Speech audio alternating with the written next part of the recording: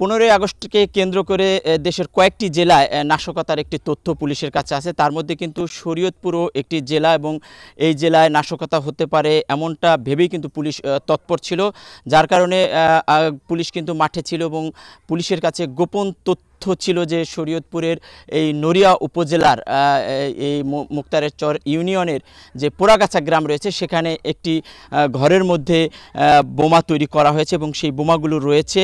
সেই প্রেক্ষিতে কিন্তু দুপুর 2টার দিকে পুলিশের একটি চৌকস দল এই নড়িয়া উপজেলার এই পোড়াগাছা গ্রামে আসে এবং সেই ঘরটি কিন্তু তারা ঘিরে রাখে। এরপর মানুষের মধ্যে কিন্তু আতঙ্ক সৃষ্টি হয়, কেন পুলিশ এখানে, এবং তারপরেই কিন্তু পুলিশ সেই ঘরের ভিতর প্রবেশ করে এবং প্রবেশ করার পর কিন্তু তারা একটি মাচার নিচে বেশ কয়েকটি বালতি অর্থাৎ 5টি বালতি ভর্তি বোমা উদ্ধার করে এবং বোমাগুলো তাজা ছিল এবং প্রত্যেকটি বোমাই টেপ দিয়ে পেঁচানো ছিল। বোমাগুলো মূলত টেপ দিয়ে পেঁচানো, লাল এবং কালো রঙের ছিল এবং বোমাগুলো তুষ দিয়ে ঢাকা ছিল। ডিজাইন, এলিগেন্স, বিউটি, সেরা পণ্য সবার জন্য জেভিকো। কিছুটা তুষ কম ছিল এবং সেই পরবর্তীতে নিরাপত্তার খাতিরে পুলিশ কিন্তু আরও তুষ দিয়ে সেই বোমাগুলোকে ঢেকে রাখে।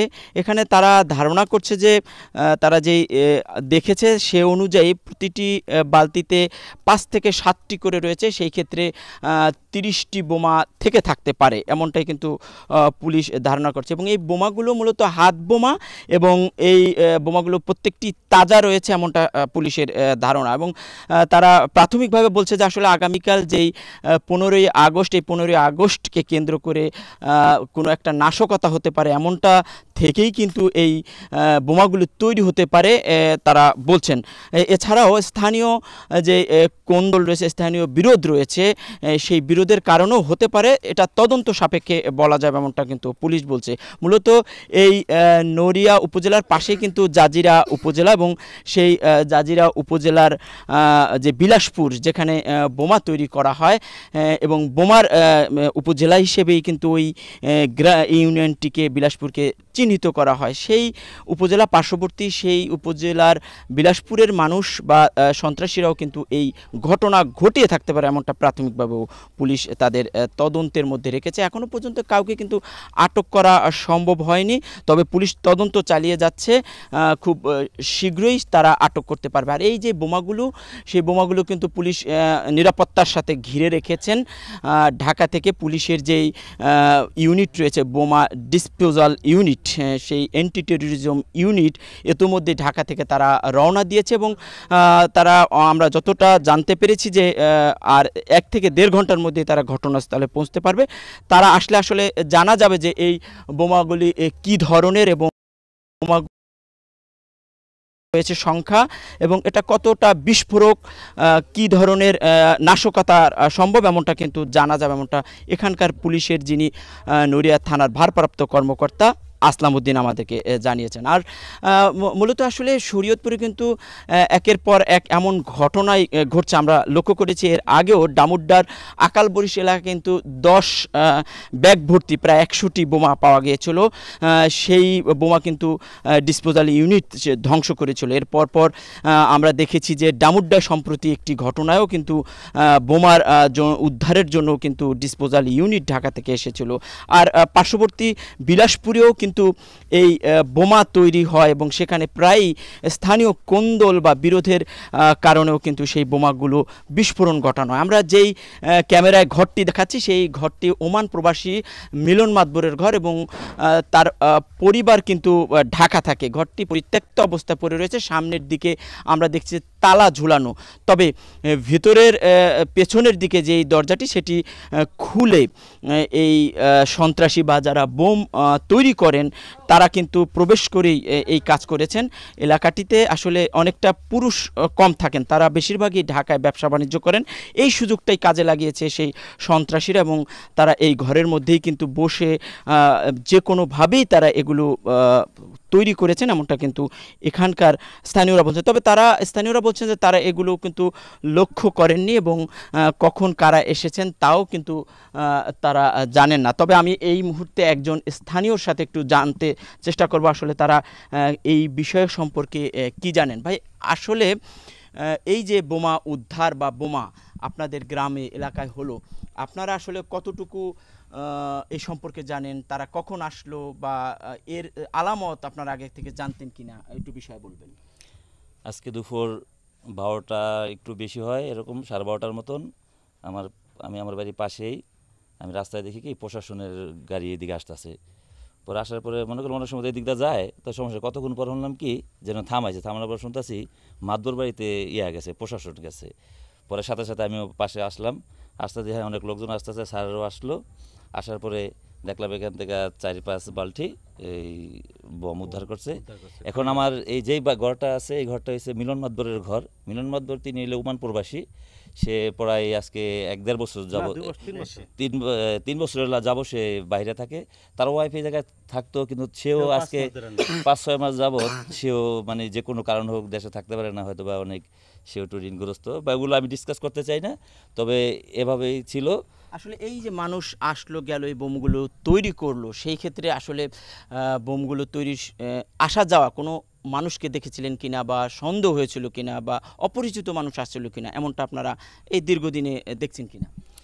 বিষয়টা হচ্ছে কি, আপনারা দেখতে পারেন, আপনারা যে জায়গায় স্থানে আমরা দাঁড়ায় আছি এই জায়গায় কিন্তু একটা নির্ঝুম এলাকা, একদম রাতের অন্ধকারে যদি এই জায়গায় একটা পথ আছে, যদি কেউ আসে আমরা বুঝতে পারবো না কোথা থেকে গেল, কই আসলো। আর এই বাসায় হয়তো একটু আগেও জানলেন আপনারা যে এই জায়গায় কোনো পুরুষ বলতে কম থাকে, ব্যবসা বাণিজ্য করে মহিলারা থাকে, নাই বললে চলে। এই সুযোগটা হয়তো বা কেউ হয়তো কাজে লাগাইছে দুর্বৃত্তরা। আর একটু আগে আমাদের সার্কেল এসপি আরও বলে গেছিলো যে এই জায়গায় পার্শ্ববর্তী একটু দূরে, কয়েক কিলোমিটার দূরে একটা বিলাসপুর এলাকা আছে, পরে ওদিকে একটু মারামারি গ্যাঞ্জাম বিষয়, কিন্তু আমরা জানি না এখন কীভাবে কেমনি কী হয়েছে। তো তারপরে আপনারা সাংবাদিক আছেন, তারা অবজার্ভ করে দেখতেছে, তারপরে ওসি স্যাররা টিউনে যারা আছে তদন্ত করে দেখতেছে। আমরা একটা চাই সঠিক তদন্ত, সুষ্ঠু তদন্ত চাই। ধন্যবাদ। এই স্থানীয় তিনি জানাচ্ছিলেন যে তারা সুষ্ঠু তদন্ত চায়। তারা আসলে জানতে পারেননি কিভাবে এইরকম ঘটনা ঘটতে পারে। তারা কিন্তু আতঙ্কের মধ্যে রয়েছেন, ভয়ের মধ্যে রয়েছেন, কারণ এ ধরনের ঘটনা এর আগে অন্তত এই এলাকায় দেখেননি, কারণ এই এলাকায় পুরুষ কম থাকেন এবং এই ধরনের ঘটনা ঘটেনি, এমনটাই কিন্তু এইখানকার মানুষ বলেছে। আমরা স্থানীয় এবং এখানকার আইনশৃঙ্খলা রক্ষাকারী বাহিনী বা রাজনীতিবিদ যাদের কাছ থেকেই অনেকটা ধারণা পেয়েছি যে আওয়ামী লীগের যে শেখ হাসিনার সাবেক প্রধানমন্ত্রী শেখ হাসিনার পুত্র সজীব ওয়াজেদ জয় যে পোস্ট দিয়েছেন ফেসবুকে, যে 32 নম্বর যে 15 নম্বরে যে 32 নম্বর বাড়িটি আছে, ধানমন্ডির 32 নম্বর বাড়িটি আছে, সেই বাড়িটিতে আওয়ামী লীগের নেতাকর্মীদের সব ধরনের বাধা উপেক্ষা করে সেখানে জড়ো হওয়ার জন্য একটা নির্দেশনা দিয়েছেন। তো সেই ঘটনার কারণেও আওয়ামী লীগের নেতারা বা নিষিদ্ধ ঘোষিত ছাত্রলীগের নেতাকর্মীরা এগুলি বানিয়ে এখান থেকে নিয়ে সেই কোনো ধরনের নাশকতা করতে পারে এমন একটা আসলে প্রাথমিক ধারণা সবাই করতেছে, আমরা এমনটা দেখতেছি। তো সব মিলিয়ে দেখা যায় যে স্থানীয় যে মানুষ রয়েছে তারা কিন্তু আসলে আতঙ্কিত, তারা অনেকটা ভয় পাচ্ছেন। তারা আসলে এই ঘটনায় কে কিভাবে জড়িয়ে পড়েন, কোন মামলায় পড়ে যান, এমনটা নিয়েও কিন্তু তারা শঙ্কায় রয়েছেন। অনেক পুরুষ যারা ছিলেন তারাও কিন্তু এলাকা শূন্য হয়ে পড়েছেন, এমনটা দেখছেন। তবে পুলিশ বলছে যে আসলে সুষ্ঠু তদন্ত শেষেই আসলে দোষীদের বা যারা এর সাথে জড়িত তাদেরকে তারা উদ্ধারের চেষ্টা করবেন। আমরা আসলাম উদ্দিনের সাথে কথা বলেছিলেন, তিনি বলছেন যে অ্যান্টি টেরোরিজম ইউনিট আসলে আমরা এগুলো জানবো এবং তদন্ত করে এবং এগুলি ডিসপোজাল করা হবে। এরপরে আসলে পুরোপুরি ঘটনাটি নিশ্চিত হওয়ার পরে কিন্তু তারা আমাদেরকে নিশ্চিত তথ্য দিতে পারবেন। তো আসলে সব মিলিয়ে বলা যায় যে শরীয়তপুর আগামীকাল যে 15ই আগস্ট, এই আগস্টকে কেন্দ্র করে যে এই কয়টি জেলা রয়েছে তার মধ্যে শরীয়তপুরও একটি জেলা রয়েছে যেখানে অপ্রীতিকর ঘটনা বা নাশকতা বা যে কোনো ধরনের অপ্রীতিকর ঘটনা ঘটতে পারে এমন তথ্য থেকে পুলিশও তৎপর রয়েছে।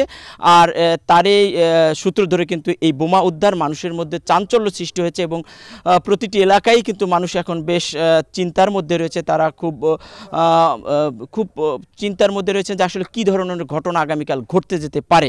তো সব মিলিয়ে আসলে আতঙ্কিত মানুষ এবং পুলিশও তৎপর রয়েছে। দেখা যাক এ পর্যন্ত কি ঘটনা ঘটে আগামীকাল। তবে সব মিলিয়ে বলা যায় শরীয়তপুর একটি বোমার রাজত্ব বা বোমার যে তৈরি সেটা কিন্তু দিন দিন বাড়ছে এবং এই বোমা তৈরি থেকে নিষ্কৃতি চায় এই স্থানীয়রা। এই ছিল আমার কাছে সর্বশেষ।